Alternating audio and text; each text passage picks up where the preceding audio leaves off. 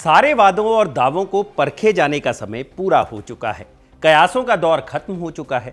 जनता का जनादेश आ चुका है। प्रचंड बहुमत के साथ नीतीश कुमार के नेतृत्व वाली एनडीए ने बिहार में वापसी की है। बदलाव के नारे के साथ उतरे तेजस्वी यादव किसी तरह अपनी सीट बचा पाए।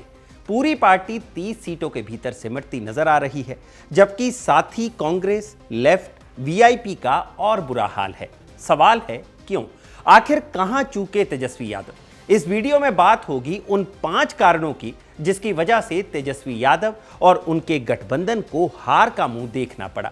नमस्कार, मेरा नाम है भूपेंद्र सोनी और आप देख रहे हैं खबर गांव। सबसे पहला कारण है जंगल राज का बोझ। बीजेपी ने जंगल राज की वापसी का नैरेटिव चलाया। लालू तेजस्वी के चारा घोटाले और अपराध को उछाला। तेजस्वी का अपने पिता लालू की छवि को छिपाने का प्रयास विफल रहा, जिसे लेकर मोदी ने पापों को ढकने का आरोप लगाया। सोशल मीडिया पर कट्टा राज मीम्स वायरल हुए, जो युवाओं और महिलाओं में डर पैदा करने वाले साबित हुए। तेजस्वी भले ही नया बिहार बनाने का वादा कर रहे हों, लेकिन ये एनडीए की जंगल राज की वापसी के नैरेटिव के सामने टिक नहीं पाया। पूरे चुनाव के दौरान जंगल राज की वापसी का मुद्दा छाया रहा। प्रधानमंत्री नरेंद्र मोदी से लेकर यूपी के मुख्यमंत्री योगी आदित्यनाथ तक ने इसी मुद्दे पर लोगों से वोट मांगा। भले ही नीतीश कुमार 20 साल से सत्ता पर काबिज हों, लेकिन लालू राज के दौरान बिहार के लोगों के जहन से उस दौर की याद अभी तक धुंधली नहीं हुई है, जब शाम होते ही लोग घर से बाहर निकलने से कतराने लगते थे। पूरे बिहार में आप किसी भी इलाके में चले जाइए, आपको इस मुद्दे पर बात करते लोग जरूर मिल जाएंगे कि पहले क्या होता था। अभी हम भूले नहीं हैं। रही सही कसर एनडीए के नेताओं ने अपने बयानों से याद दिलाकर पूरी की। खुद प्रधानमंत्री नरेंद्र मोदी ने मारब सिक्सर छाती में रहे और आने दो भैया को सत्ता में जैसे गानों का जिक्र किया और कहा कि अगर राजद की सत्ता में वापसी होती है तो फिर क्या होगा, ये आप लोग अभी से देख सकते हैं। महागठबंधन इस नैरेटिव का काउंटर कर पाने में पूरी तरह से विफल रहा। इस हार का दूसरा कारण रहा गठबंधन के भीतर आंतरिक कलह। महागठबंधन में सीट बंटवारे को लेकर मची अंतरकलह ने चुनाव का मोमेंटम बिगाड़ने में महत्वपूर्ण भूमिका निभाई। 2020 में तेजस्वी यादव मुख्यमंत्री की कुर्सी से केवल 12 सीट पीछे रह गए थे। बार बार तेजस्वी यादव ने यह बात कही कि अगर उन्हें कुछ हजार वोट और मिल जाते तो वो सत्ता में होते। अब 2020 में जो हुआ सो हुआ।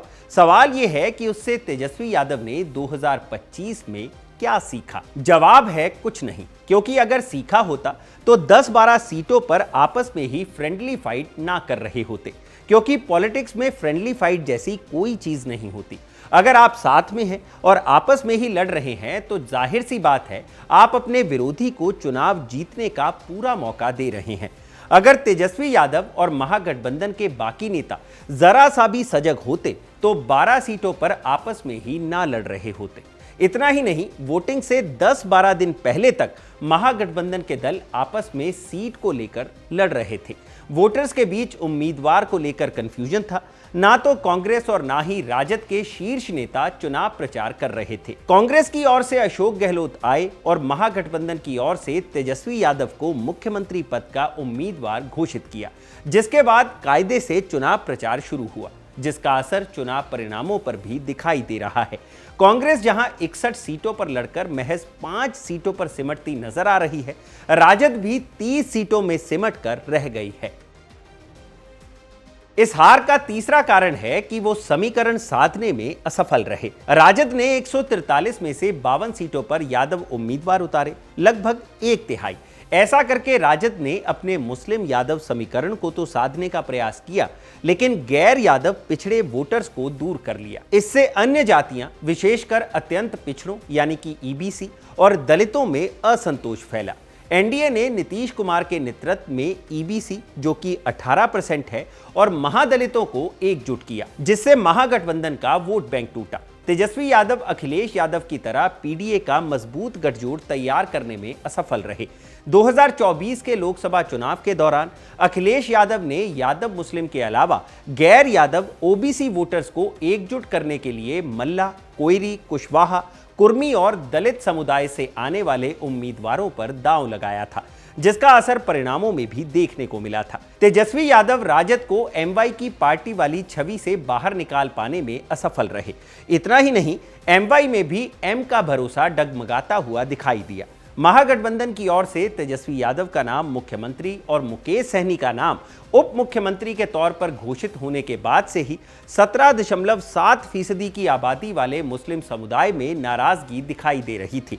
डैमेज कंट्रोल के लिए बाद में तेजस्वी यादव ने मुस्लिम और अन्य समुदाय से भी उप मुख्यमंत्री बनाने की बात कही, लेकिन इसका कुछ असर नहीं दिखा। असदुद्दीन ओवैसी की एआईएमआईएम एक बार फिर से 5 सीटें जीत रही है। इन 5 के अलावा करीब 1 दर्जन सीटों पर एआईएमआईएम ने महागठबंधन को नुकसान पहुंचाया है, और वो भी तब जब खुद ओवैसी और उनके बिहार प्रदेश अध्यक्ष अख्तरुल ईमान लगातार महागठबंधन से 6 सीटों पर 7 चुनाव लड़ने के लिए हाथ आगे बढ़ा रहे थे।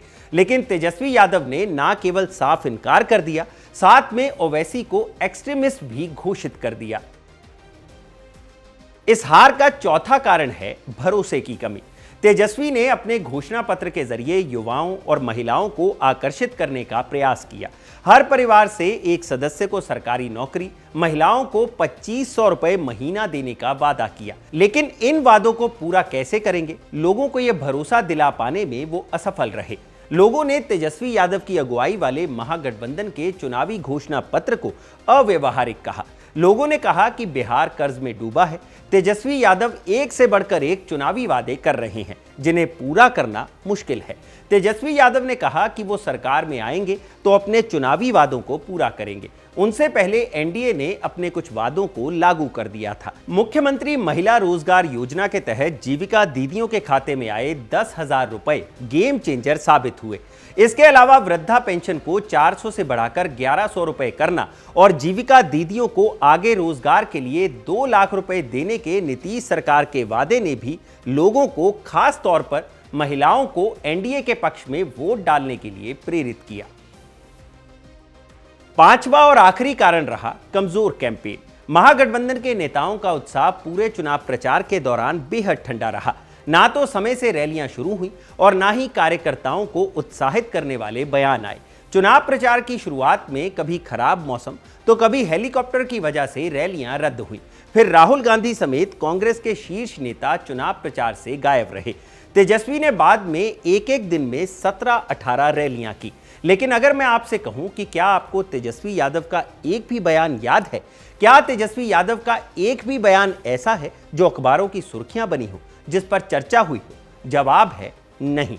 तेजस्वी यादव के चुनाव प्रचार अभियान की तुलना 2020 में उनके चुनाव प्रचार से करें तो जमीन आसमान का अंतर दिखता है। जो जोश और उत्साह 2020 में तेजस्वी यादव में दिखाई दे रहा था, वो 2025 में नगण्य था, और इसका असर समर्थकों पर भी पड़ा।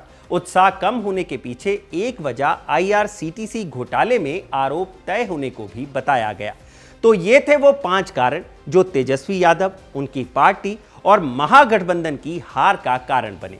आपका इस बारे में क्या कहना है, हमें कमेंट सेक्शन में जरूर बताइएगा। और अगर आपकी नजर में भी कोई ऐसा कारण हो जिसकी वजह से तेजस्वी यादव हारे हों, जो यहां पर कवर ना किया गया हो, उसके बारे में भी कमेंट सेक्शन में जरूर बताएं। आप देख रहे हैं खबर गांव, मैं हूं भूपेंद्र सोनी। शुक्रिया।